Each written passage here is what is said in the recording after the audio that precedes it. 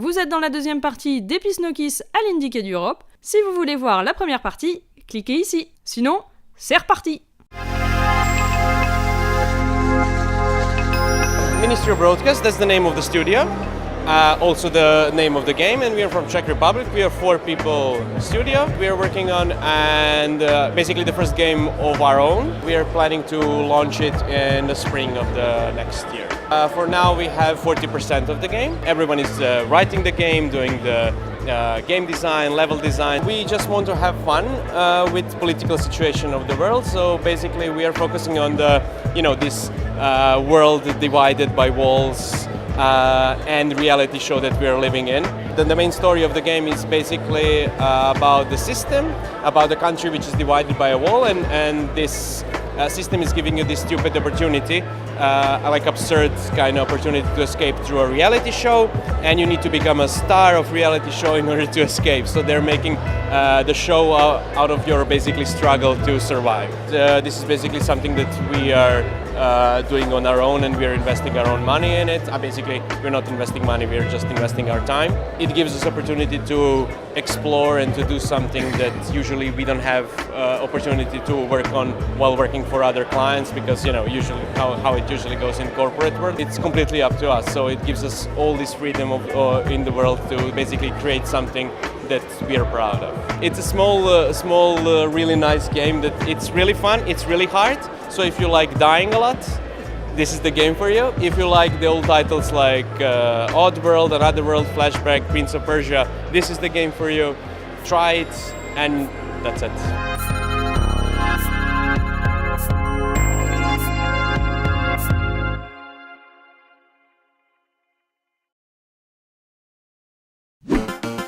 I am a creative director of a small studio from Italy called Studio Evil, as you can see. And my game is Super Cane Magic Zero. It's a game about saving a magic dog and talking to a giant cake. It's an action RPG based on a very popular series of cartoon and comic books from Italy. It's kind of a silly and cute mix between Diablo and Zelda. So meaning that there's dungeons that work like with mini puzzles and enemies to defeat, bosses. One thing that makes the game unique is that you can play it up to 4-player in local cooperative mode. So you can it's like a couch game with a gigantic action RPG inside of it. And but to give the players the ability to play also be quick matches. So we created an arena mode. So you don't care about the story, you don't care about the loot, you just drop in, you fight your friends in an arena and you have fun. I wanted to make video games since I was a kid. I was a kid in the early 90s, okay? And so I went around in my school, I was like, hey, I want to make games. And they were like, what? And how do we do that? I can draw. And I'm like, cool.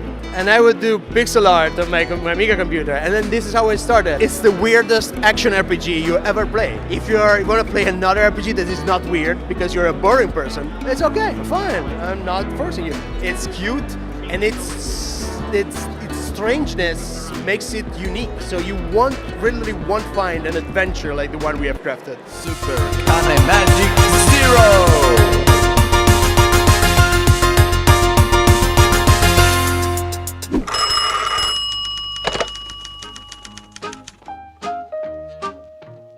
Machina, c'est un jeu sur mobile et tablette.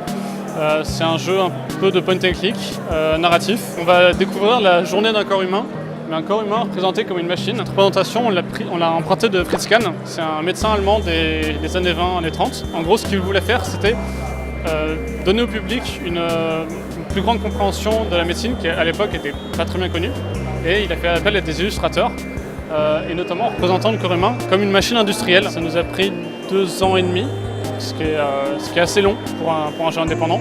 Pourquoi? Parce qu'on a eu un certain nombre de resets, de reboots entre les niveaux. Il y a 1 an, on avait une narration qui était totalement différente, et c'était une narration qui était peut-être un peu plus sérieuse et un peu plus compliquée à raconter, à bien raconter. Donc on a choisi quelque chose de plus léger qui nous a permis de faire beaucoup plus d'humour dans le jeu. Moi j'ai travaillé sur Machina pendant que j'étais en alternance. On voit plus du gameplay original dans les jeux indépendants que dans les AAA. c'est ce que j'aime faire en tant que programmeur. J'ai fait un stage de 6 mois dans une entreprise que je nommerai pas évidemment, qui faisait des tests de jeux mobiles, mais juste des tests, est-ce qu'ils fonctionnaient? Et du coup, on arrivait à tester 50-60 jeux par jour. C'était très démoralisant de voir la qualité globale des jeux mobiles. C'était assez triste. Et moi, personnellement, je suis assez content d'avoir travaillé sur un jeu mobile qui se démarque un peu des autres et qui a une vraie intention culturelle.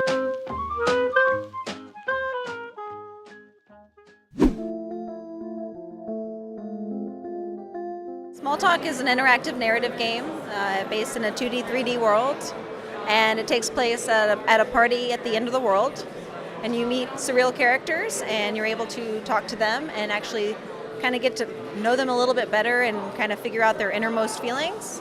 And with some of them, you're actually able to go and transport inside of their minds and experience like what they really might be going. It's more of wanting to provide an opportunity for players to kind of have an experience that is where they're able to relate to some things that maybe they've gone through, difficult times or anxieties, and so it's more of an experiential kind of thing than necessarily like an allegory or something that's trying to get a particular point across. We could just pick up Unity and start making art and putting it in there, and then the game was pretty much just like kind of ready to go, and we could actually work on it there through that, and it was free and it was really easy to do. It's a great opportunity to be able to be creative and kind of be a little bit more expressive than, especially more of larger game studios and something like that where you might not have that opportunity. I think that's kind of it. It's just like hoping that it can be a way that people can feel more connected. We've been working on it for about 1.5 years now, and we're not quite done. We still have a few more months to go on it. I hope you feel something.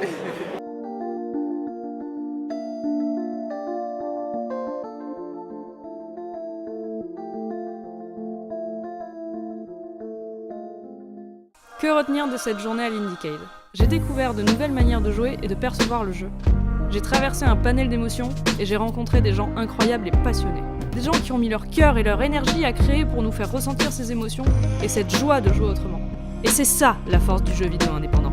Cette force que ne peut égaler un AAA aussi beau et bon qu'il puisse être. What I like about indie is that you can create your own stuff. Large company, of course, has more resources, and we have less resources. But indies can dare a lot more. So maybe it's unfair for the big guys that aren't able to dare because they're so expensive. They have to make the same games over and over again. There's a less pressure about delivering a product and more like a force, a creative force about delivering something that you love. So it doesn't mean that AAA games don't have the loving force behind them or that indies don't need to have a business mind, otherwise they stop making games really quickly. So, but in indie games, it just, the balance of the things is a little bit more on the heart, maybe. Well, this is how I like to think about it. Car la beauté de l'indé est plus profonde, plus viscérale. Et si vous ne vous êtes pas encore intéressé à cette catégorie, n'attendez plus. C'est un océan de jeux où vous trouverez forcément celui qui vous fera rêver, rire ou pleurer, celui qui vous tiendra aux tripes ou qui vous touchera le cœur. Et c'est dans cet océan que j'ai décidé de naviguer, pour donner plus de visibilité à ces jeux et ces éditeurs qui le méritent, pour vous les faire découvrir, mais aussi et surtout, pour ressentir une foule d'émotions.